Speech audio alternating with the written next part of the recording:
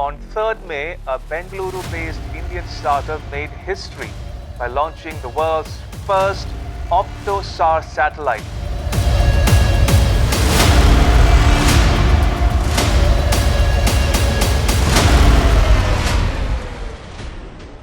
Imagine 5 வருஷம் கஷ்டப்பட்டு பல கோடிகளை செலவு பண்ணி இந்தியாவிலேயே ஒரு சேட்டிலைட்டை உருவாக்கி ஸ்பேஸ் எக்ஸோட உதவியோட ஸ்பேஸுக்கு அந்த சேட்டிலைட்டை நீங்கள் அனுப்பிட்டா நீங்கள் தான் ஹீரோ.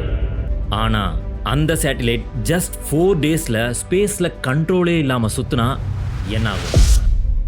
கொஞ்ச நாளுக்கு முன்னாடி இந்தியாவில் ரொம்பவே ஹைப்டாகவும் பல பேரால் பேசப்பட்ட விஷயம் தான் இந்த ஸ்டார்ட் அப் கேலக்ஸை. அவங்க தான் இந்த சேட்டிலைட்டை ஸ்பேஸ்க்கு அனுப்பியிருக்காங்க. அது மட்டும் இல்லாமல் இந்த சேட்டிலைட்ஸ் தான் நியூ ஆஃப் இட்ஸ் கைண்ட். இது வரைக்கும் உலகத்தில் யாருமே இந்த மாதிரி ஒரு சேட்டிலைட்டை லான்ச் பண்ணதே கிடையாது. ஸோ இந்த சேட்டிலைட்டுக்கு என்ன ஆச்சு அப்படிங்கிறத கடைசியாக பார்ப்போம். அதுக்கு முன்னாடி இந்த சேட்டிலைட் உருவான ஆரிஜின் என்ன அப்படிங்கிறத இப்போ பார்ப்போம்.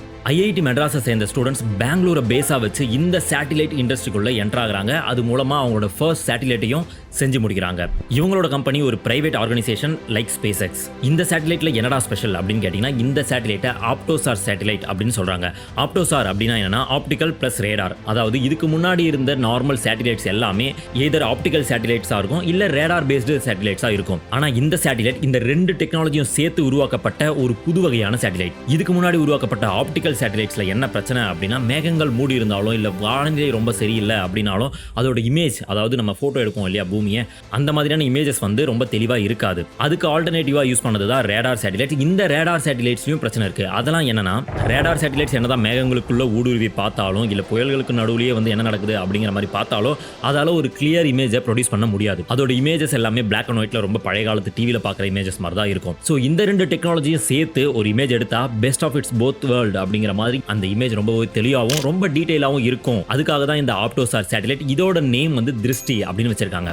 May 3, 2026 அன்னைக்கு இந்த திருஷ்டி சேட்டிலைட்டை கேலக்ஸி இந்த நிறுவனம் ஸ்பேஸ் எக்ஸோட ஹெல்ப்போட ஃபால்கன் 9 ராக்கெட் மூலமா ஸ்பேஸுக்கு அனுப்பியிருக்காங்க. சக்சஸ்ஃபுல்லாக அதை வந்து ஸ்பேஸுக்கு அனுப்பிட்டாங்க. நம்மளோட பிரைம் மினிஸ்டர் கூட அதுக்கு வந்து வாழ்த்துக்கள் தெரிவிச்சிருந்தாரு. May 7 வரைக்கும் எல்லாமே நல்லா போயிட்டு இருந்துச்சு. ஆனால் அதுக்கப்புறம் தான் ஒரு விஷயத்தை நோட் பண்ணுறாங்க. என்னன்னா, அதிலிருந்து வர சிக்னல் வந்து ஃபேட் இன் ஆகி அவுட் ஆகி வருது. அதாவது சிக்னல் வந்து கன்சிஸ்டண்ட்டாக வரல, அது ஒரு மாதிரி நின்று வருது, இல்லை குறைஞ்சு மாறி வருது அப்படிங்கிற மாதிரியான விஷயத்தை அவங்க நோட் பண்ணுறாங்க. இன்டர்நெட் ஃபுல்லாக நிறைய பேர் இதை பற்றி பேச ஆரம்பிச்சாங்க. என்னடா இது, இந்தியாவிலேருந்து ஃபர்ஸ்ட் டைம் ஒரு பிரைவேட் ஆர்கனைசேஷன் இந்த மாதிரியான ஒரு புது சேட்டிலைட்டை அனுப்பி வச்சு இது ஸ்பேஸில் போயிட்டு இந்த மாதிரி பிரச்சனை கொடுக்குதே அப்படின்னு. இது வந்து சோலார் பேனல் இஷ்யூவாக இருக்குமா, இல்லை ஓவர் ஹீட்டிங் இஷ்யூவாக இருக்குமா, இல்லை சென்சார்ஸ் ஏதாவது வந்து வேலை செய்யலையா அப்படிங்கிற மாதிரி பல கேள்விகள் இதை பற்றி கேட்க ஆரம்பிச்சாங்க. அனுபவம் இல்லாத ஸ்டார்டர்ஸ் ஒரு சேட்டிலைட்டை பில்ட் பண்ணால் இந்த மாதிரியான பிரச்சனைகள் வரும் நிறைய பேர் கிரிட்டிசைஸும் பண்ணாங்க. ஆனால் இது எல்லாத்துக்கும் முற்றுப்புள்ளி வைக்கிற மாதிரி அந்த கேலக்ஸி நிறுவனத்தோட சிஇஓ வெளியே வந்து ஒரு விஷயத்த சொல்றாரு. திருஷ்டி சேட்டிலைட்ல எந்த விதமான பிரச்சனையும் இல்லை, அது நல்லா தான் வேலை செஞ்சுட்டு இருக்குன்னு அனௌன்ஸ்மெண்ட் பண்றாரு.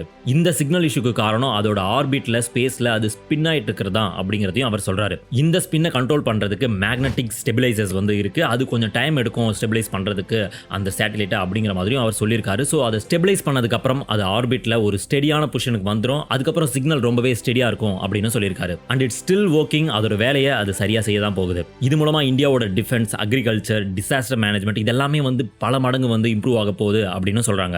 ஸோ இந்தியாவில் கம்ப்ளீட்டா இந்தியன்ஸால உருவாக்கப்பட்ட ஒரு சேட்டிலைட். அது மட்டும் இல்லாமல் அது ஒரு பிரைவேட் ஸ்டார்ட் அப் இவ்வளோ பெரிய விஷயத்தை அச்சீவ் பண்ண முடியும் அப்படிங்கிறது ஒரு பெரிய விஷயம். ஸோ இந்தியாவோட இந்த ஸ்டார்ட் அப் ஸ்டூடெண்ட்ஸ் நினைச்சா எதை வேணாலும் அச்சீவ் பண்ண முடியும் அப்படிங்கிறத உலகத்துக்கு காட்டியிருக்காங்க.